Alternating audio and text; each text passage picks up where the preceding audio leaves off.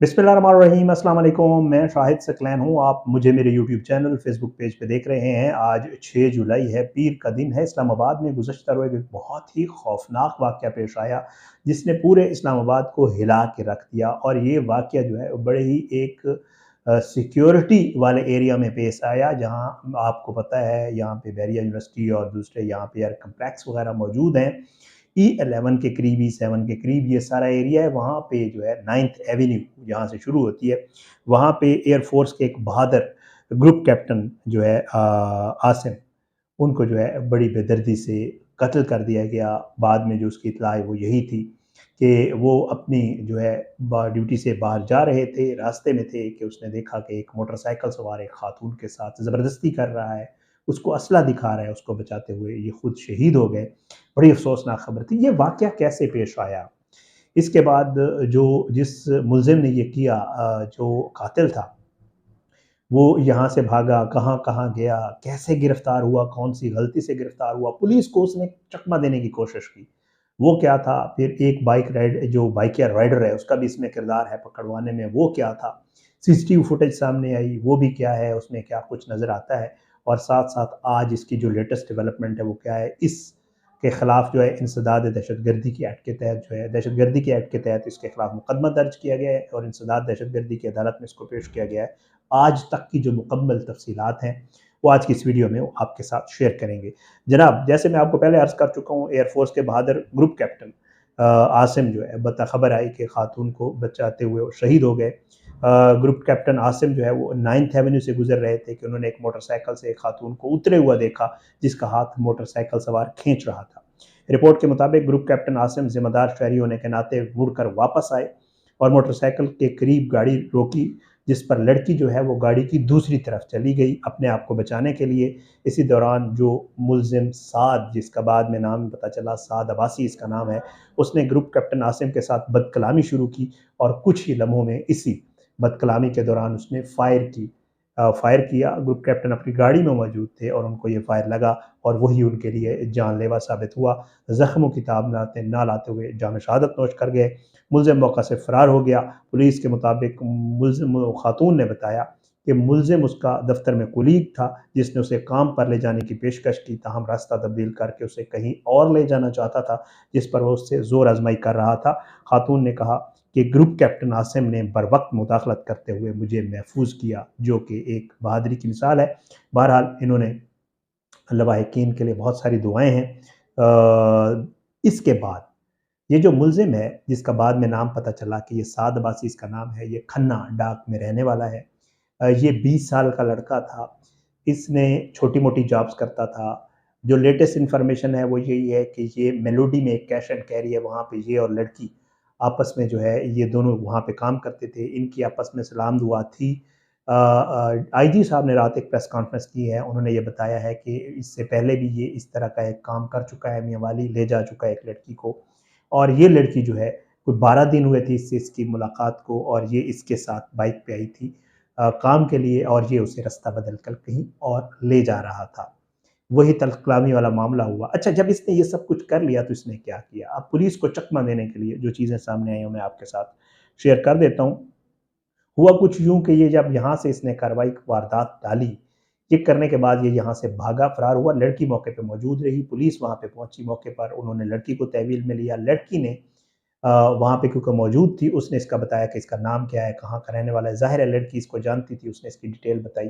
Police जब मौके पे पहुँची तो ये वहाँ पे सीसीटीवी फुटेज में चेक किया गया कि ये वहाँ खन्ना डाक अपने एरिया में पहुँचा। बाइक इसने खड़ी की एक जगह के ऊपर, उसके ऊपर कपड़ा डाला और उसके बाद ये वहाँ से डायरेक्ट फैज़ाबाद चला गया। अच्छा, फैज़ाबाद जब ये गया, जो सीसीटीवी फुटेज सामने आई है, और इसने एक बाइकिया राइड ली जिसके 300 रेंट था, उसको ₹250 उसने दिए। बाइकिया राइड वाला भी, जो बाइकिया वाला राइडर था, उसको भी पुलिस ने ट्रेस किया। उसने भी यही बताया कि मैंने उसे स्काईवेज़ के अड्डे पे उतारा है। बहरहाल जी वहाँ पे ये गया, इसने सीसीटीवी फुटेजेस सामने आई हैं। इसके पास जो बैग था जिसमें वो पिस्टल वगैरह था, इसका एक दोस्त है जिसका मेडिकल स्टोर है, इसने वहाँ पे रखवाया। उसके बाद ये एक और शॉप पे गया, वहाँ पे जाके इसने एक नई शर्ट ली और वहीं पे शर्ट चेंज की। पुरानी शर्ट इसने एक और बैग में रखी ताकि जो है पहचाना ना जा सकूँ। वहाँ से ये पुलिस को चकमा देने के लिए चढ़ गया लाहौर की बस पे, ताकि पुलिस ये समझे कि ये लाहौर चला गया है।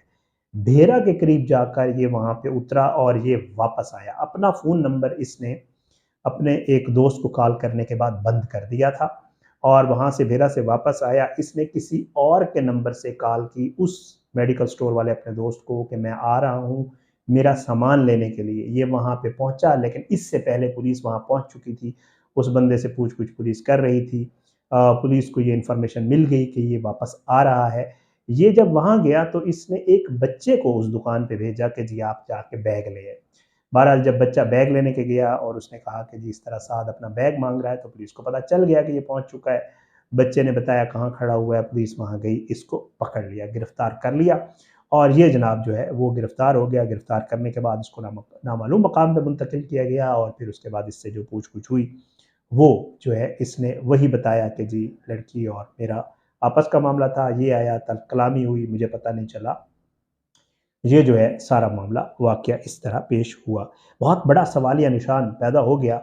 इस्लामाबाद में एक 20 साल का लड़का जो कि कैश एंड कैरी के ऊपर मुलाज़िम है, छोटी उम्र का है, उसके पास गन होना, गन लेके घूमना और फिर उसका इस्तेमाल करना एक शाहराह के ऊपर और इतने कॉन्फिडेंस के साथ और फिर उसके बाद जो है वहाँ से फ़रार होने में कामयाब हो जाना, क्योंकि वहाँ से तो निकल गया था ये और फिर उसके बाद चले जाना और फिर उसके बाद लड़की वहाँ पे मौजूद थी, पुलिस को पता चल गया कि जी क्या नाम है, पुलिस ने उससे फ़ौरन ट्रेस भी कर लिया और ये सारा मामला आगे बढ़ा। अच्छा, आज इसको जो है वो इंसदाद दहशतगर्दी अदालत में जज साहब के सामने पेश किया जाना था, ज़ाहिर बात है इसका रिमांड लेना था और जो मामलात बाकी के थे, तो जज साहब के सामने इसको पेश किया गया। वहाँ पे एक हैरानकुन काम हुआ, ढिठाई इसकी देखें इस शख्स की कि इसने एक बहुत ही खौफ़नाक अमल किया, एक बहुत ही जान ली एक अफ़सर की और उसके बाद इसको कोई नदामत नहीं थी, कुछ भी नहीं था। जब इससे जज साहब ने पूछा, जो मेरे वहाँ साथी दोस्त मौजूद थे, वो मुझे बताते हैं कि जब इससे जज साहब ने पूछा कि आखिर तुमने ये क्यों किया? तो इसने ये कहा कि जी ये जो है ग्रुप कैप्टन साहब हमारे तरफ आए, मेरा और लड़की का पर्सनल मैटर था। जब वो हमारे पास आए और उन्होंने कहा कि तुम क्यों कर रहे हो? तो मैंने उसे समझाया, मैंने उसे बताया कि जी, ये हमारा पर्सनल मैटर है, ये हमारा आपस का मामला है, आप जाएँ, आपको इसमें पढ़ने की ज़रूरत नहीं है। लेकिन वो बीच में फिर भी बीच में पढ़ रहे थे, तो इस वजह से मेरे से ये हुआ। मतलब इतना ढीठ शख्स, इतना इसने मतलब ढिठाई का मुज़ाहिरा किया कि एक जज के सामने एक उसमें खड़े होके उसको बिल्कुल भी नदाम, वरना कह सकता था कि जी मुझसे गलती हो गई, मैं नहीं चाहता था, लेकिन मुझसे, लेकिन ना, दोस्त ये बता रहे हैं कि इसने यही कहा कि जी वो बीच में आया और मैंने उसे मना भी किया, मना नहीं हो रहा था, तो फिर मुझसे ये हो गया मुझसे। बहरहाल अब इसका जो है वो इसको जुडिशियल कर दिया गया है। जुडिशियल इसलिए किया जाता है कि शिनाख्त परेड की जाती है। जो एफआईआर काटी गई है उसमें भी 2 गवाहान का लिखा गया है। अब ज़ाहिर है वो जो 2 गवाहान मौके के ऊपर मौजूद थे, वो लड़की भी गवाहों में शामिल है, ज़ाहिर है यकीनी तौर पे, और बाकी भी लोग जो वहाँ पे ये मामला देख रहे थे, उन गवाहान की जो है वो शिनाख्त परेड कराई जाएगी। इसकी शिनाख्त परेड के लिए 14 दिन का जुडिशियल किया गया इसको और इसी दौरान इसकी शिनाख्त परेड करवा के इसको दोबारा जज के सामने पेश किया जाएगा और इस सारे मामले को जो है वो इस केस को आगे बढ़ाया जाएगा। ये बड़ा अफ़सोसनाक वाक़या पेश आया इस्लामाबाद में। एक मसरूफ़ दिन दिहाड़े तकरीबन दिन का टाइम कोई 1 डेढ़ बजे के आस-पास, ग़البًا 1 डेढ़ बजे के आस-पास टाइम मेरे पास लिखा हुआ था। तो ये वाक़या पेश आया और फिर उसके बाद ये वहाँ से फ़रार हुआ और ये बहुत बड़ी हैरत की बात है। कल से इस्लामाबाद में ये चीज़ डिस्कस हो रही है बाकायदा तौर पे। आल्दो आजी साहब आए रात को, उन्होंने बड़ी बात की, एक प्रेस कॉन्फ्रेंस की। कल से ये चीज़ बड़ी डिस्कस हो रही है कि क्या मतलब लाहौर, कराची, वहाँ पे भी नहीं होना चाहिए। ये नहीं है कि जस्टिफाइड नहीं है कि खुदा न खास्ता कराची में अगर स्ट्रीट क्राइम हो रहा है या कुछ ऐसी चीज़ें हो रही है, बड़े शहर हैं उसमें होते हैं ऐसी चीज़ें। जस्टिफाइड नहीं है, नहीं होना चाहिए। लेकिन इस्लामाबाद में यही सवाल हो रहा है, कैसे पॉसिबल है? इतने नाके हैं, सब कुछ है, कि एक बाइक पे एक लड़का फिर रहा है, लड़की भी उसके साथ है। उसने ये गन क्यों रखी हुई थी बैग के अंदर? उसकी नीयत क्या थी? वो इस लड़की को कहीं ले जाके कुछ क्या क्या करना चाह रहा था? और दूसरा ये है कि वो गन लेके कैसे फिर रहा था इस्लामाबाद में? और सरेआम फिर रहा था, उसको किसी ने चेक नहीं किया कि उसके बैग में क्या कुछ है और किसी वक़्त भी वो कुछ कर सकता था और उसने कर दिया और उसने एक कीमती जान ले ली।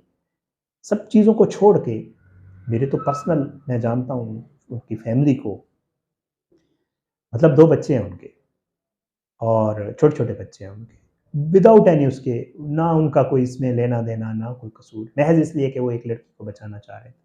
अपनी खलूस नीयत से या उससे वो सामने आए और उनको इसने उसकी जान ले ली। इबरतनाक अंजाम होना चाहिए, इबरतनाक सज़ा ज़रूर मिलनी चाहिए और पुलिस को ये सोचने की ज़रूरत ज़रूर है कि आखिर ऐसे वाक़यात इस तरह की जगहों के ऊपर जो पेश आ रहे हैं, कहाँ-कहाँ कोताही है, कहाँ-कहाँ लूप होल्स हैं, जिनको जो है वो पूरा करने की ज़रूरत है। इजाज़त दें, इंशाअल्लाह अगली वीडियो में मुलाकात ज़रूर होगी, लेकिन बशर्ते ज़िंदगी अपनी दुआओं में याद रखिएगा। अल्लाह हम सबको अपने ज़ुबान में रखे, अल्लाह हम सब पे अपना रहम करम करे। पाकिस्तान ज़िंदाबाद। अल्लाह हाफ़िज़।